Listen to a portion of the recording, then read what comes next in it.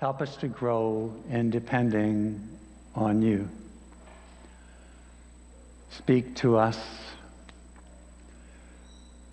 through the words and verses that you've brought to mind for me to grow in depending on you, to the benefit of all who are here.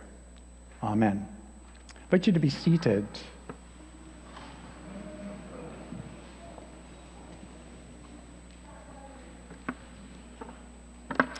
If you look up, you see a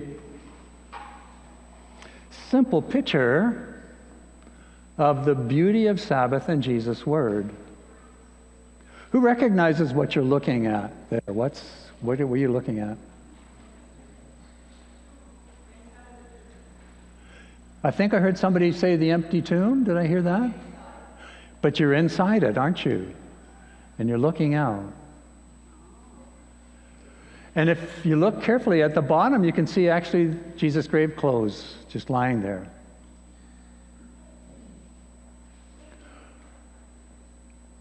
What's the beauty of Sabbath and Jesus' Word? There are many, many ways we can see beauty in resting, abiding in Jesus' Word.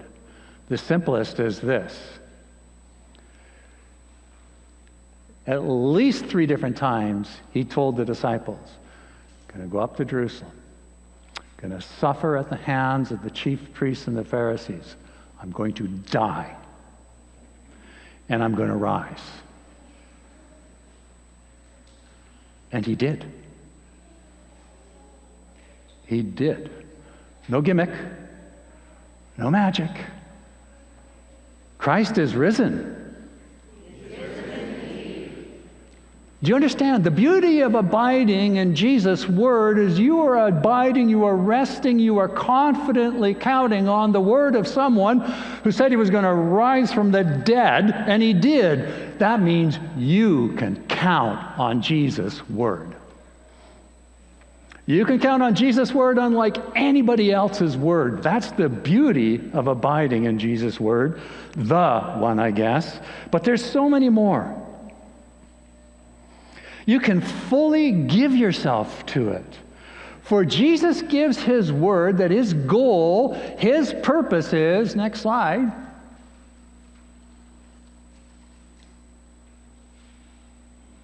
his goal, his purpose is that you have life. Life that is real and genuine and true and more and better than anything you could have ever possibly dreamed or imagined. The beauty of abiding in Jesus' Word is the purpose for every word that Jesus speaks is for us to receive life that is really life.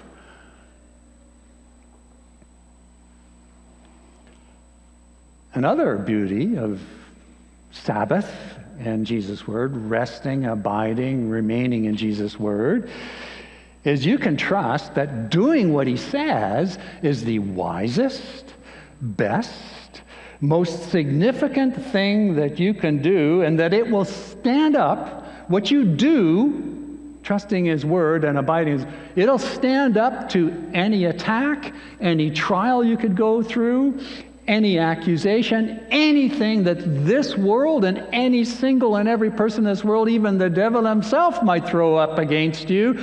You do what Jesus says and it will stand up. Next slide.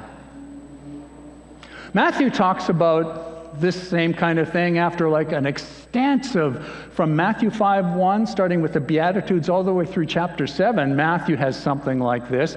But for today, I liked the way Luke did this one. Why do you call me Lord, Lord, and not do what I tell you? Everyone who comes to me and hears my words and does them, notice,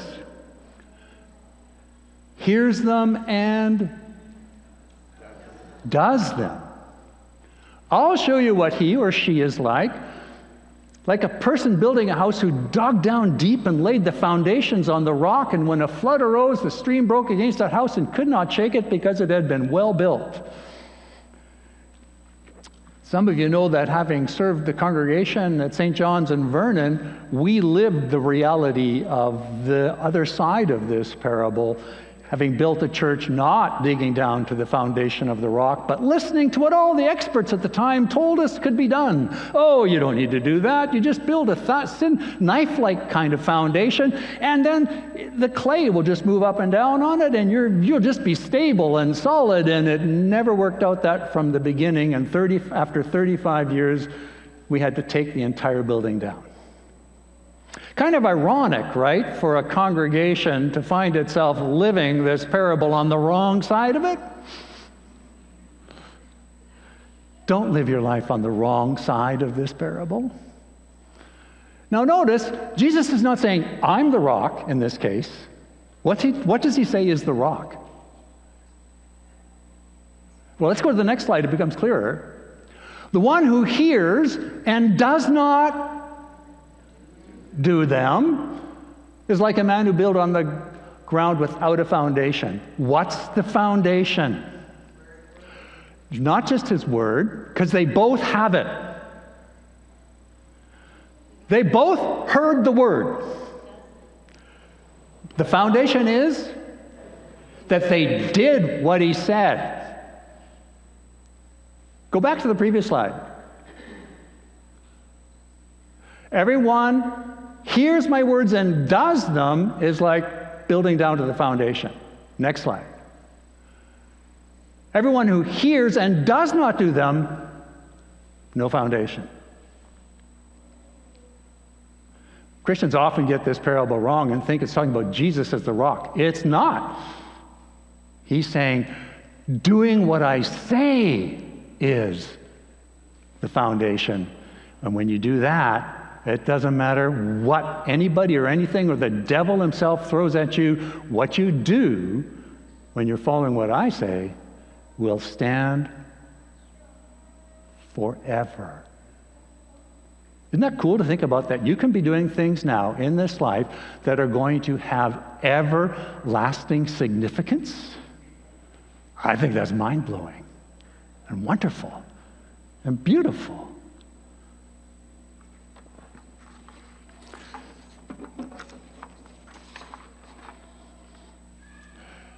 It's a huge challenge for us. Anybody not feeling the challenge right now? Because the challenge, of course, is just like that church that I served. They weren't trying to get it wrong.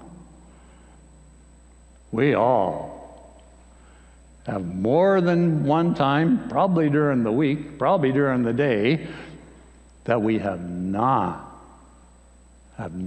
dug down to the foundation. What's going on? I mean, I want to. What's going on with you? You want to. By the way, I know quite often you can be looking at me and going like, what's going on with you? You say you're following Jesus and I know you love him, and like, what's going on with you right now? Because you are not acting anything like I see a Jesus follower acting like. What's going on? What's going on with every single human being and every single Christian? Because we all got the same issue. Okay. Here's a simple picture of what's going on. We have 2 feet. And we have been given this new foundation to stand on. It's the gospel. It's the good news of the strength of God's love and commitment and forgiveness for us. But we have 2 feet and we have 1 foot that's standing on a different foundation, which isn't really a foundation at all. And the problem is, as Jesus says, we have weak flesh.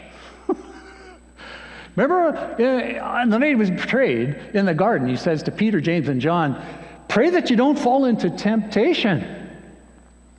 The spirit is willing, but the flesh is weak. What did Peter do within hours of Jesus telling him that? He denied that he knew Jesus. within hours. So you say, we are in good company? Maybe you say we have all kinds of company in this. See, the weak flesh means we tend to kind of put our weight here instead of here. Well, what's the answer? Next slide. Let's go to actually, I've skipped to a different part of my message, so you got to go through the next slide. Go to the next slide. Next slide.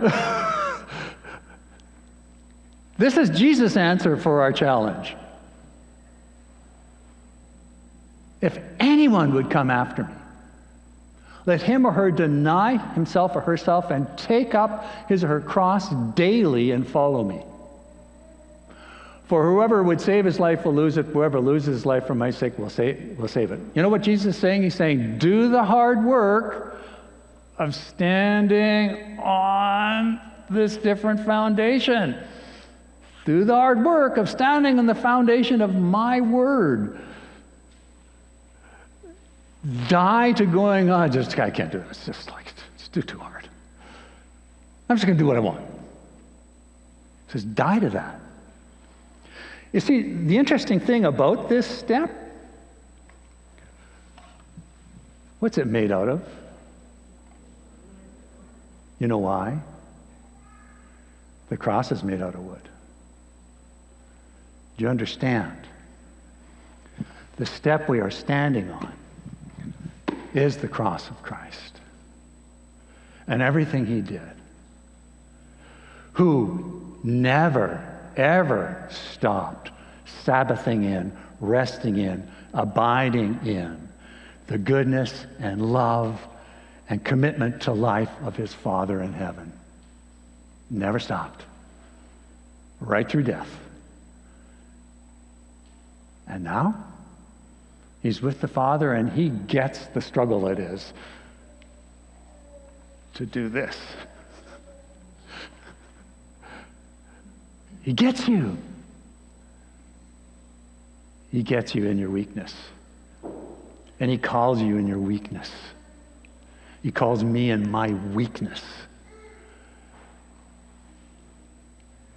to stand on the strength of his love and forgiveness and calling us to serve in the goodness and love of God for all. Another way of looking at these is you can look at these two steps as like the step of gospel and the step of law. Now we can go back to those other two slides. Another thing that Jesus did to help us in this process is he told us this story of this amazing father with two sons. And in this story, you can actually see this story as a story of how people can either be standing in the weakness of their flesh on the law, which is on my performance, what I think is right and wrong, who I think is right and wrong, or on the gospel, which is God's performance, God's love, God's forgiveness, God's grace and kindness. So I'm going to give you all a test to see if you deserve your Doctor of Theology yet. Because Luther said, when you understand the proper distinction of the law and the gospel in every situation, then you deserve your doctorate of theology. I'll let you know, I haven't earned my doctorate yet. I say that to maybe encourage you not to be afraid to vote law, gospel. So I'm going to give you the sentence. Who spoke it? And then if you think it's law, if you think it's gospel, okay? All right. So this is the younger son going up to his father and saying, give me my inheritance, which is kind of like saying, I wish you were dead so I could have what's coming to me right now. Give me my inheritance. Is that law or gospel? Okay, pretty got that right. That's law. Okay, how about this? After he ends up going and he loses everything and then he's realizing, oh, I made a big mistake. He says, I'm going to go back to my father And I'm going to tell him, I'm no longer worthy to be called your son. Treat me as one of your hired servants. Okay, law or gospel? We kind of think it's gospel, don't we? But you understand that's actually law? Because he's saying, just treat me on the basis of law. We know it's law because what does the Father do? He cuts him off before he can say the line about treat me as one of your hired servants. And what does the Father do? He cuts him off. He doesn't even give his son the chance to say that. And he says, let's eat and celebrate this. My son was dead and is alive again. He's lost and is found. And they begin to celebrate. Is that law or gospel? Man, this is gospel. This is gospel. Okay, next one. This is the older son who watches this whole process over the years and says, these many years I've served you and I never disobeyed your command, yet you never gave me a young goat that I might celebrate with my friends. Is that law or gospel? Is he leaning on the law or on the gospel? He's leaning on the law. Do you understand? This is what we do. We look at our performance and so, yeah, maybe we've done some things wrong, but look how faithful I've been. Christians, we fall into this pattern. I've gone to church every Sunday. I did everything, Jesus, you asked. Why am I sick? Why is my son sick? Why is my husband? Why have I lost my job? Why? And I understand it, and it's good to ask God those questions. The Psalms are full of believers asking God those questions. Ask away and ask for his help to keep standing on the gospel of his love for you, which he has shown through the years and the eons in creation, in his people, and above all in Jesus and his cross and resurrection. This is the Father's response to him. Son, you are always with me, and all that is mine is yours. It was fitting to celebrate and be glad, for this your brother was dead and is alive. He was lost and is found. Is that law or gospel? This is gospel, right? He's saying, everything I have is yours. I love you. But then, of course, he is inviting him, saying, so come in and join the celebration. And here's what's interesting. Jesus leaves us hanging. We don't know what he did. Did that older son go, you know what? I'm just going to go ahead and lean into and stand on the gospel here, the good news of the love of the Father? Or did he go, humph? Jesus told this parable to the Pharisees who, from every indication and many other instances with Jesus, did a lot of humphing.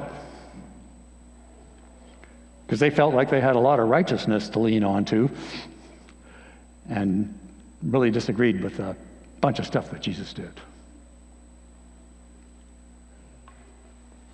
Going against what they thought was right and wrong.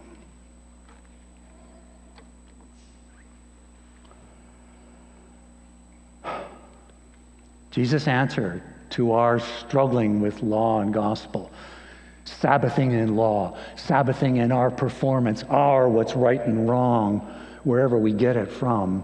Sometimes we get it from the Bible. Or Sabbathing, resting, abiding in God's performance. God's rightness, that I'm going to send my son to take all your wrongness upon himself and die that you might live.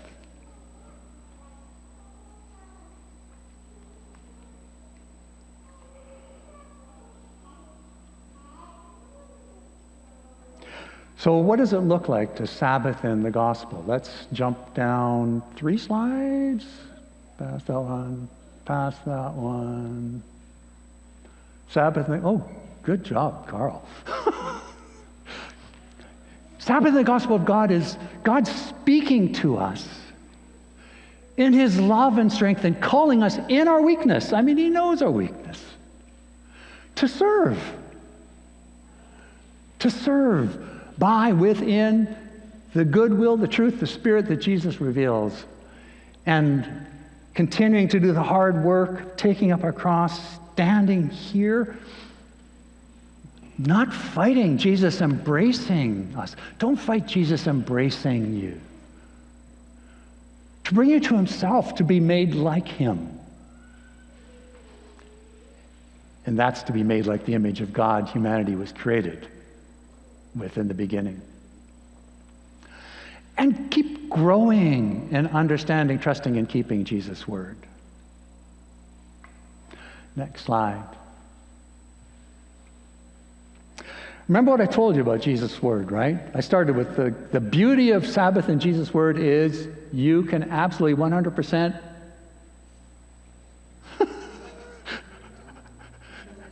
Okay, Craig, you fail. You can trust it. Why? Because he said he was going to die and rise, and what happened? He did. Let's try this one more time. The beauty of Sabbath and Jesus' word about all the kinds of other beauties about Sabbath and Jesus' word is you can. Hey. Because he said he was going to die and he rise from the dead, and he did. Christ is risen.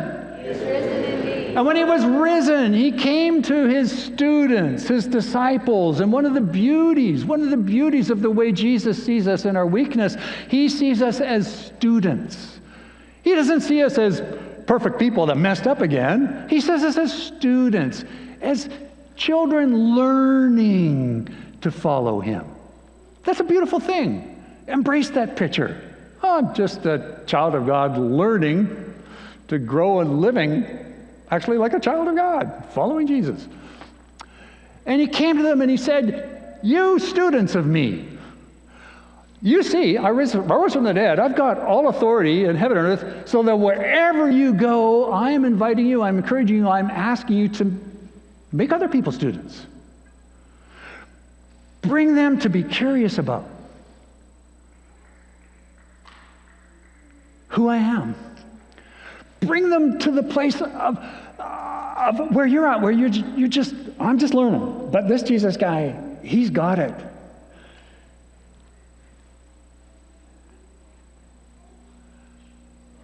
Baptize them in the name of the Father, Son, and the Holy Spirit. Teach him to observe some of the things I have commanded you.